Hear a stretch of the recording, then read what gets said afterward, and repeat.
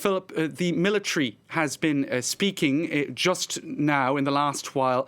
What have they been saying? Tell us the latest.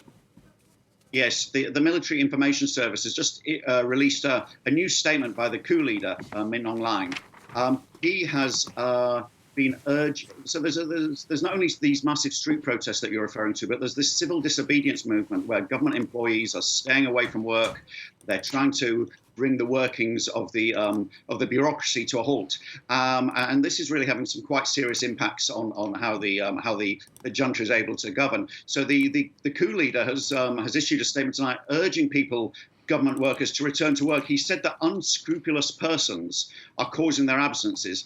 He's implying that dark forces, overseas forces are interfering in the country. Now, this is coming from a military leader who's just seized power in a coup because he claimed there was electoral fraud when Aung San Suu Kyi won a landslide victory in the November election. So,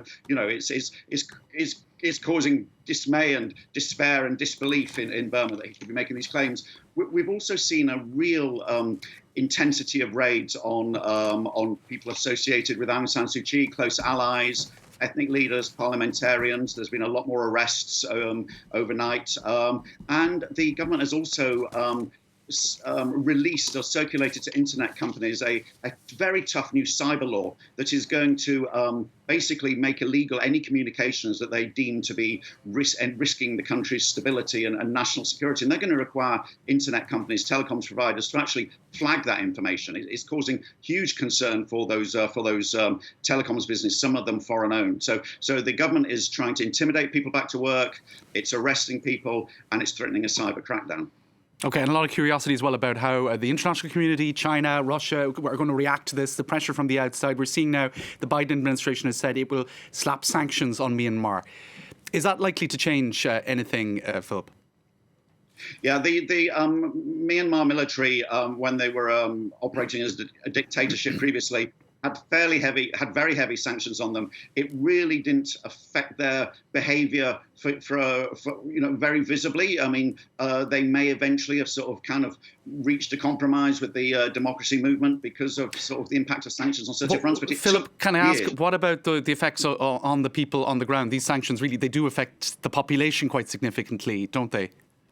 Yes. So the sanctions last time were quite broad, and there was a feeling that because the military is so involved in business, if you sanction the military, you're actually hitting a lot of economic activity. And there was a feeling that the regular people in a very impoverished country were suffering too. So the focus this time is going to be on targeted sanctions. Joe Biden is talking about military leaders and looking at military conglomerates, but it's very difficult to disentangle the military's business web from the general economy. China and Russia will not join in those sanctions. China is the largest trading partner. Russia is supplying arms. So it's not an easy sort of weapon to use against the military in Myanmar. It may have some effect. It's not going to have a crushing effect on them. Philip Sherwell, Sunday Times Asia correspondent. Thank you for talking to us on France 24.